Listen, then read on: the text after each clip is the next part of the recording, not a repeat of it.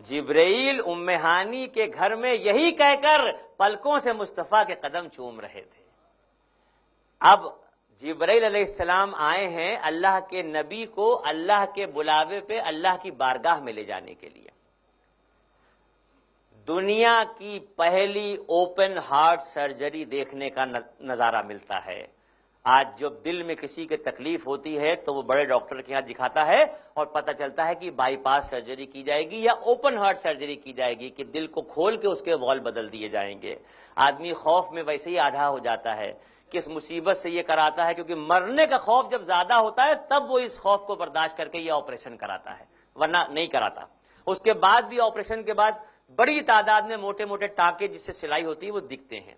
خانہ کعبہ کی جو دیواریں ہیں چاروں طرف کی، ابھی میں آپ کو اس پہ دکھاؤں گا، اس میں ایک طرف پرنالہ لگا ہوا ہے جس سے بارش میں چھت کا پانی نیچے، میزاب رحمت اس کو کہتے ہیں، وہاں پہ ایک گولائی ایسی بنی ہوئی ہے، وہ حصہ بھی خانہ کعبہ کے اندر کا ہی ہے۔ ابھی جب میں وہاں پہ پہنچوں گا تو اس کی تاریخ بتاؤں گا، حتیم اس کو کہا جاتا ہے۔ جبرائیل علیہ السلام اللہ کے نبی کو گھر سے لے کے حتیم میں آتے ہیں، آپ صلی اللہ علیہ وسلم کو لٹا دیتے ہیں اور لٹانے کے بعد اپنا ہاتھ آپ کے سینے پہ اس طریقے سے پھیرتے ہیں تو پورا سینہ کھل جاتا ہے۔ اندر سے دل کو نکالتے ہیں، زمزم سے اس کو دھو کے اللہ کی بارگاہ سے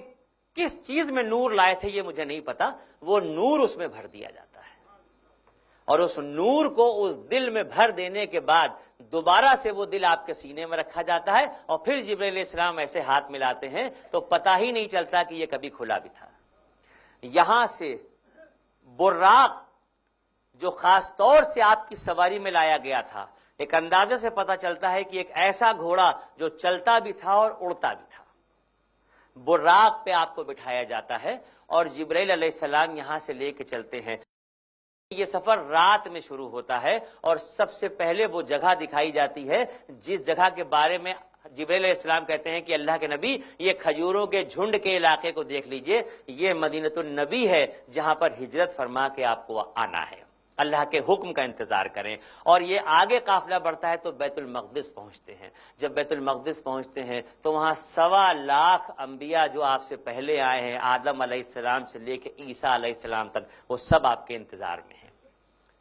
سب بندی ہوتی ہے، نماز کے لیے کھڑا ہوا جاتا ہے، سوال یہ پیدا ہوتا ہے کہ سارے ہی انبیاء ہیں، کون امامت کرے گا؟ تو پھر جبرائیل علیہ السلام اللہ کے نبی کو اشارہ کرتے ہیں کہ اللہ کے نبی، اللہ کا حکم ہے کہ آپ ان کی امامت کریں گے۔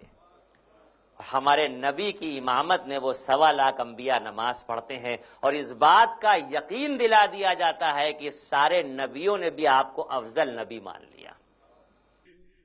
سیر کرنے ایک شب لے گیا جو ان کا رب، سیر کرنے ایک شب لے گیا جو ان کا رب، جو بھی شے جہاں پہ تھی وہ وہیں ٹھہر گئی، جو بھی شے جہاں پہ تھی وہ وہیں ٹھہر گئی۔ اور اب یہ سفر شروع ہوتا ہے، یہاں سے تو پہنچتے ہیں سیدھے پہلے آسمان پہ۔ پہلے آسمان پہ جب پہنچتے ہیں تو آدم علیہ السلام استقبال میں کھڑے ہیں۔ پہلے آسمان پہ آدم علیہ السلام استقبال کرتے ہیں، اس کے بعد آگے سفر شروع ہوتا ہے۔ دوسرے آسمان پہ جب پہنچتے ہیں تو یحییٰ علیہ السلام، زکریا علیہ السلام اور عیسیٰ علیہ السلام آپ کا استقبال کرتے ہیں۔ دوسرے آسمان سے جب آگے چلتے ہیں تو تیسرے آسمان پہ یوسف علیہ السلام آپ کا استقبال کرتے ہیں۔ تیسرے سے جب آگے بڑھتے ہیں اور چوتھے آسمان پہ پہنچتے ہیں تو چوتھے آسمان پہ ادریس علیہ السلام ہے جو آپ کا استقبال کر رہے ہیں، پانچویں آسمان پہ ہارون علیہ السلام آپ کا استقبال کرتے ہیں، اور چھٹے آسمان پہ موسیٰ علیہ السلام ہے جو سب کھڑے ہو کے آپ کا استقبال کر رہے ہیں۔ اب جب آپ 7ویں آسمان پہ پہنچتے ہیں تو چونکہ 7ویں آسمان پہ بیت المعمور کے نام سے اللہ کا ایک گھر ہے، 7ویں آسمان پہ بیت المعمور کے نام سے اللہ کا ایک گھر ہے جس کا صرف فرشتے طواف کرتے ہیں۔ اس دیوار اس خانے کعبہ کی، بیت المعمور کی جو دیوار ہے، اس سے ملے ہوئے ایک ضعیف بڑے میاں بیٹھے ہوئے ہیں، سفید داڑھی ہے، بڑی سی داڑھی ہے۔ اللہ کے نبی جبریل علیہ السلام سے پوچھتے ہیں کہ یہ کون ہے؟ بتایا جاتا ہے کہ یہ آپ کے دادا ابراہیم علیہ السلام ہیں۔ اب رشتے میں وہ بڑے ہیں، مرتبے میں یہ بڑے ہیں،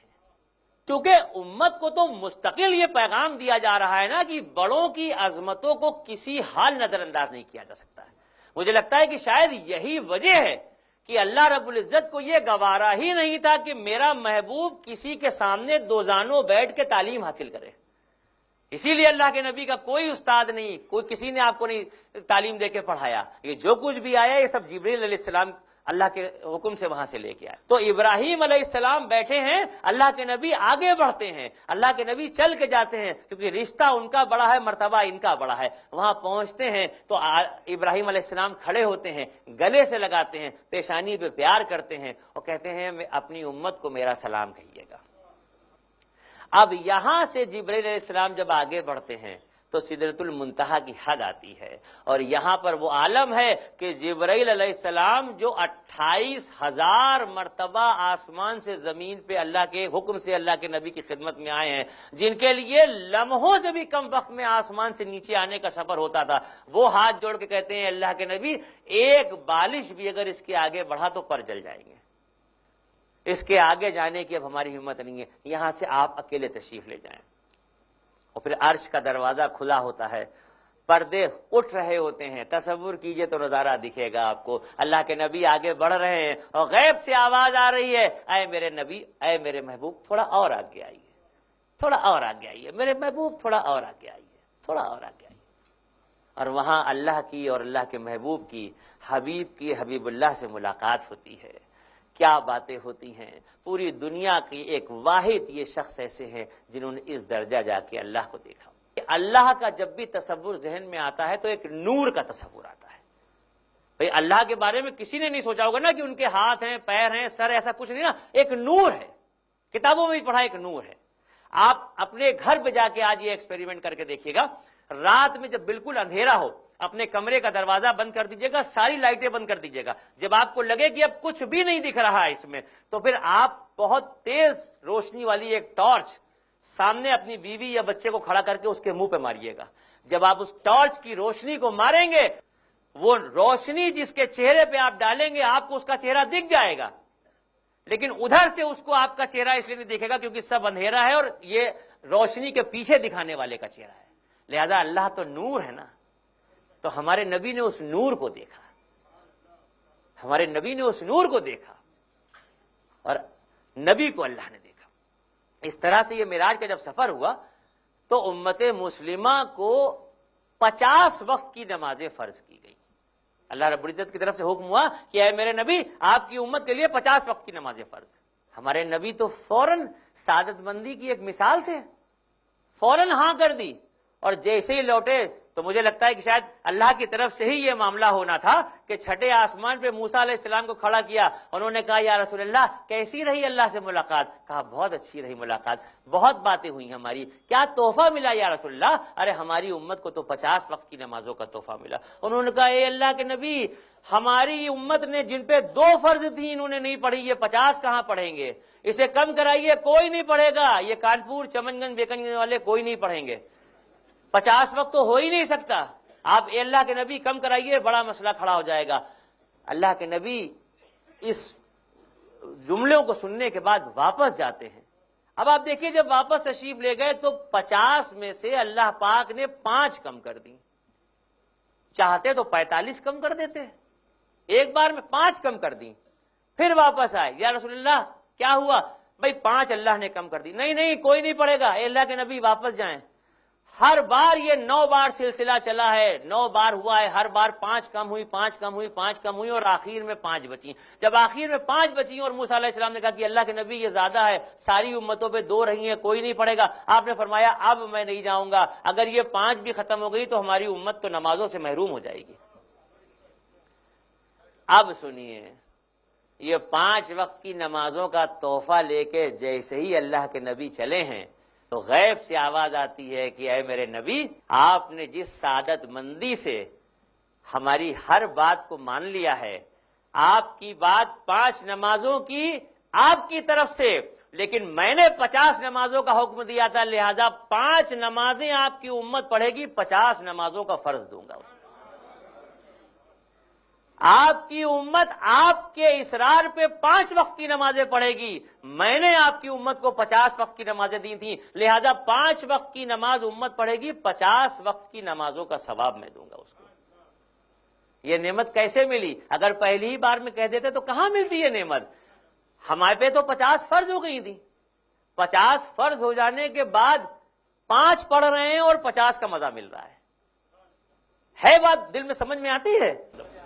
اس طریقے سے معراج کا سفر ہوا اور امت مسلمہ کو تحفتاً 5 وقت کی نمازیں ملی جو ہم پہ فرض کی گئیں،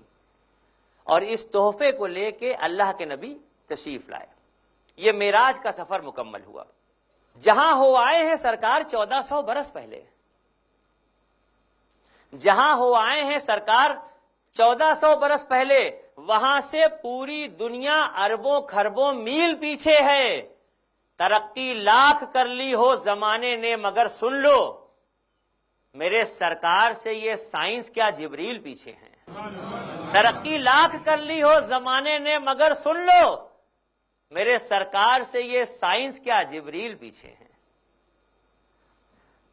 نمازوں کا فرض ہو گیا تو نمازوں کے لیے حکم ہوا پڑھنے کے لیے۔ اس زمانے میں چونکہ حرم کعبہ میں نکل کے مسلمان علل اعلان نماز نہیں پڑھ سکتے تھے، کیونکہ اس وقت بھی مسلمانوں کی تعداد انگلیوں پہ گنی جانے والی تھی، کہ ایک وقت ایسا آتا ہے جب مشرکین مکہ کے ایک سردار جن کا دل بدل جاتا ہے، اللہ کے محبوب صفا کی پہاڑی پہ کھڑے ہو کے دعا کرتے ہیں کہ یہ اللہ، جس طرح کا مسلمانوں پہ ظلم ہو رہا ہے، ابو جہل اور عمر میں سے تو جسے پسند کرے اسے ایمان والا بنا دے۔ اور اللہ رب العزت کی طرف سے دل بدلتا ہے تو وہ حضرت عمر کا دل بدلتا ہے، خطاب کے بیٹے کے عمر کا دل بدلتا ہے، اور وہ اسلام قبول کرتے ہیں۔ جس دن حضرت عمر اسلام قبول کرتے ہیں تو اللہ کے رسول کی خدمت میں عرض کرتے ہیں کہ یا رسول اللہ، کہ ہم حق پر نہیں ہیں؟ ارشاد نبوی ہوتا ہے کہ یقیناً ہم حق پر ہیں۔ عرض کرتے ہیں کہ یا رسول اللہ، اگر ہم حق پر ہیں تو کیوں نہ آج ہم علل اعلان بارگاہ خدا بندی میں سر بسجود ہوں۔ اس لمحے سے پہلے حرم کعبہ میں باجماعت نماز نہیں ہوئی تھی۔ اس وقت جب یہ گفتگو ہو رہی ہوتی ہے، دار ارقم کے نام سے جو صفا کی تلی میں آپ کا مکان تھا، جو ارقم ابن ارقم کا مکان تھا، جو ایک قلعہ نما مکان تھا، بڑا مکان تھا، وہاں پر 40 صحابہ کرام موجود تھے۔ آپ صلی اللہ علیہ وسلم نے